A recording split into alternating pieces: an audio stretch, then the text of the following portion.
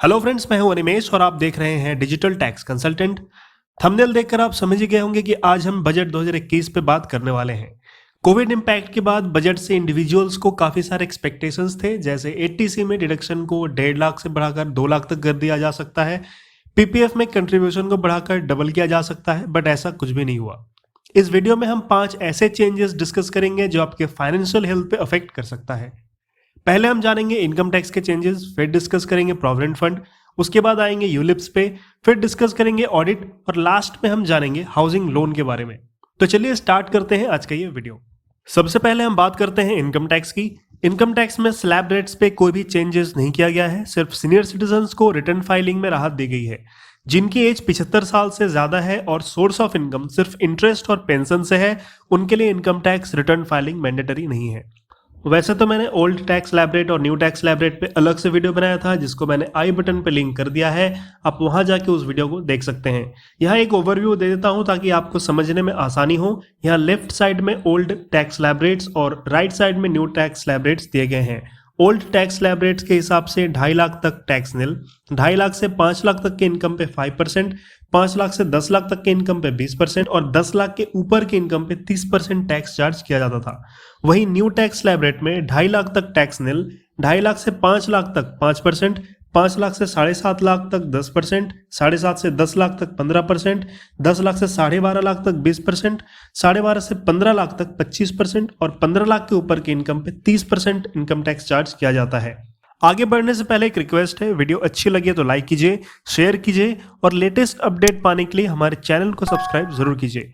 Financial और दूसरे tax updates के लिए आप हमें फेसबुक, टेलीग्राम और इंस्टाग्राम पे भी फॉलो कर सकते हैं। नेक्स्ट आते हैं प्रोविडेंट फंड पे।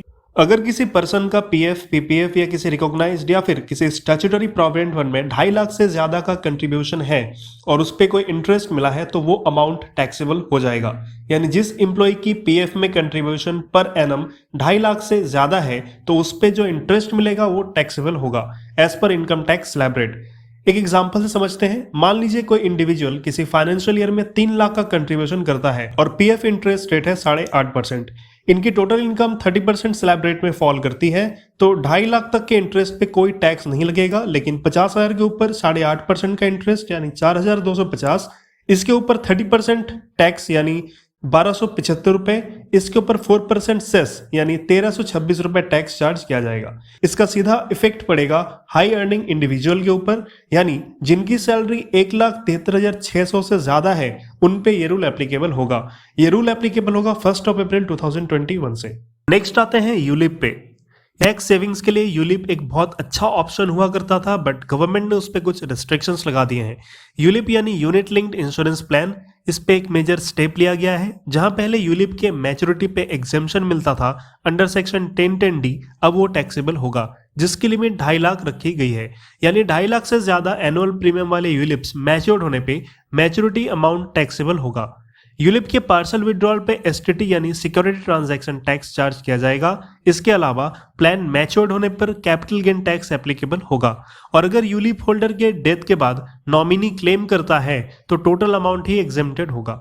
2 फरवरी से जो भी यूलिप्स इशू किए गए हैं उन सभी पे ये रूल एप्लीकेबल हो जाएगा। इस पे अभी क्लैरिफिकेशन आना बाकी है, क्योंकि गवर्नमेंट ने section 242A and section 111A को अमेंड नहीं किया है। तो एसटीसीजी पे यानी शॉर्ट टर्म कैपिटल गेन पे इसका इफेक्ट क्या आएगा, ये मैटर अभी अनक्लियर है। अब बात करते हैं ऑडिट की। डिजिटल ट्रांजैक्शंस को बढ़ावा देने के लिए टैक्स ऑडिट में कुछ राहत दी गई है। बजट 2021 में इस टैक्स ऑडिट की लिमिट को बढ़ाकर 10 करोड़ कर दिया गया है। उनके लिए जो 95% ट्रांजैक्शन डिजिटली करते हैं, यानी 5% या उससे कम के ट्रांजैक्शन कैश में करते हैं। पहले यह टैक्स ऑडिट की लिमिट 5 करोड़ थी। ये प्रपोजल एप्लीकेबल होगा 1 अप्रैल 2021 से। अब आते हैं हाउसिंग लोन पे।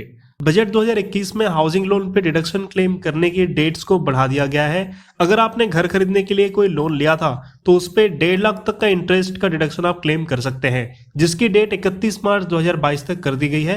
यानी 31 मार्च 2022 तक आप ये सारे डिडक्शन क्लेम कर सकते हैं। नेक्स्ट वीडियो में हम डिस्कस करेंगे income tax, TDS, TCS, banking and company related matters जो भी बजट 2021 में अमेंड किए गए हैं।